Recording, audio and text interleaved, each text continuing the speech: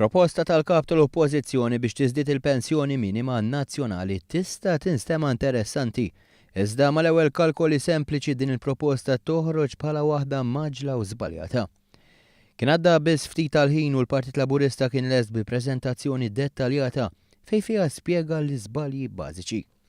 Għalhekk kien innutat b'mod immedjat li din il-proposta saret biex il-Partit Nazzjonalista jipprova jirribatti għal gelgul ta' proposti li qed jagħmel il-Partit Laburista.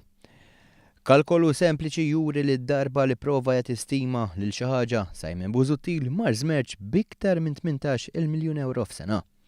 Quddiem il-kappella tal-maqluba Simon Busuttil għalhekk. Din il-proposta ser jibbenefikaw minnha 18,000 pensjonant u fi bwietom ser tħalli 8 miljuni u nofs euro.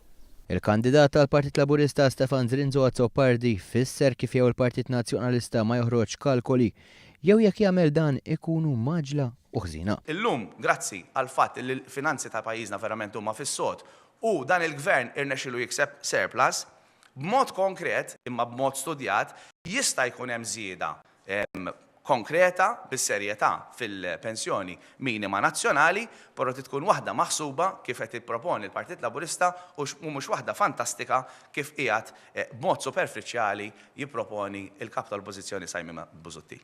Kien għalhekk li Simon Busuttil mar żmerġ bi 12 miljun euro fis-sena.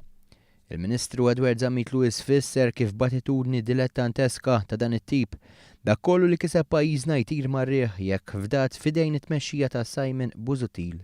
Simon Busuttil ma kienx preparat għal din l-elezzjoni, ma kienx preparat illi jmur bi proposti quddiem in-nies u għalinna wkoll illi jrid prinċipji mhux proposti, jiena nifhmu wara li rajt di b'mod partikolari, però anke l-prinċipji jiġu tradotti f'kampanja elettorali għal proposti. U allura rrid nikkonkludi illi Simon Busuttil b'xorta ħażin għaliex f'demokrazija hemm bżonn oppożizzjoni serja u għandna nikkompetu jiena nemmen li għandna nikkompetu fuq il-proposti minnu l-aħjar min jippreżenta l-aħjar għal pajjiż, però Simon Busuttil not fit for purpose, Simon Busuttil m'għandux stoffa ta' Prim Ministru biex imexxi l-pajjiżna. Però dan ma kienx l-uniku żball li Simon Busuttil għamel f'konferenz tal-aħbarijiet fejn tkellem dwar il-pensjonijiet.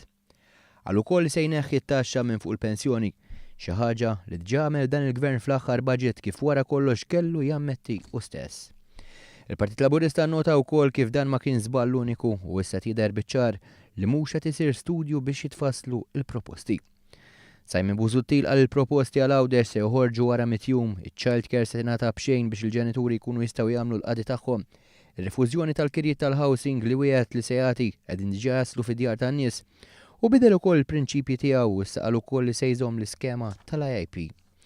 L-unika għażla għal dan il-pajjiż huwa l-Partit Laburista li fassal proposti sostenibbli, responsabbli u studjati sew.